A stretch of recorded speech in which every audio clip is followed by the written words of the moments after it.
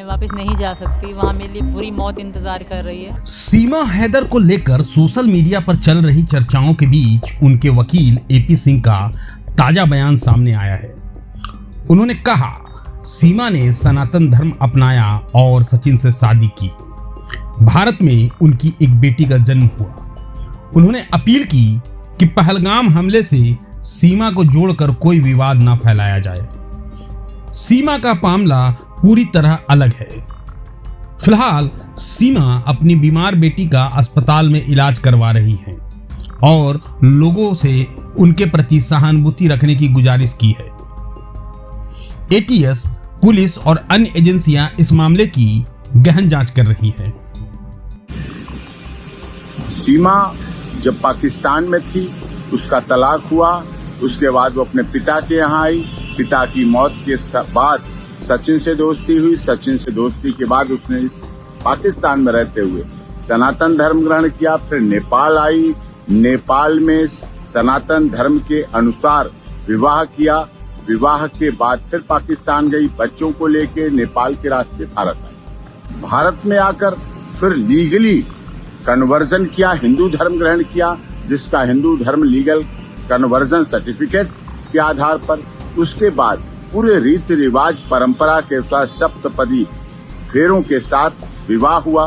दूसरे वर्ष में जब उसने प्रवेश किया, विवाह के बाद से गर्भधारण हुआ भारत में। गर्भाधान के बाद बेटी का जन्म हुआ, जिसका सब देश की दुनिया की सहमति से भारती मीना नाम रखा गया। एलियस उसका घर में नाम रखा गया मीरा रह गई। अब इसके बाद सारी प्रक्रिया एटीएस लगातार पहले से अब में और कर रही। एटीएस जांच एजेंसी सारी कर रही है। पुलिस की निगरानी अब भी पहले भी शुरू से अब तक है। उत्तर प्रदेश पुलिस माननीय न्यायालय के आदेश पर सीमा सचिन मीना के घर, अपने पति के घर ससुराल में रह रही है, जो कि भारत में जन्म लिया, भारत का रहने वाला भारतीय है।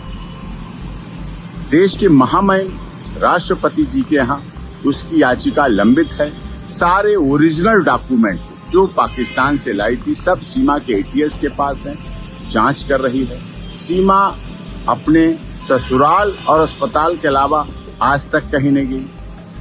पिछले दिनों जब से ये पहलगाम घटना हुई, उससे भी एक दिन पहले उसके तीसरी नंबर की बेटी को वायरल फीवर की वजह से डेंगू हुआ। डेंगू में प्लेटलेट्स बहुत डाउन हुए। अभी भी वो बेटी के लिए दोनों पति पत्नी परिवार के साथ हॉस्पिटल में है, इलाज चल रहा है लगातार। नवजात बच्ची उनके साथ है भारत में बेटी। उसका सर्टिफिकेट उत्तर प्रदेश की माननीय सरकार ने जारी कर रखा है, बर्थ सर्टिफिकेट, और उसके आधार पर है, भारत में रह रही है।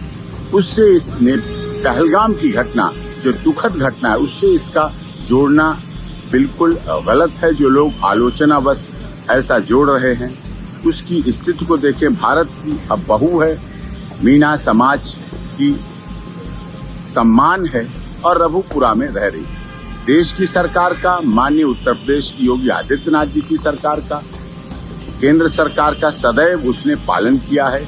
एटीएस की तमाम जांच में सदैव भाग लिया है।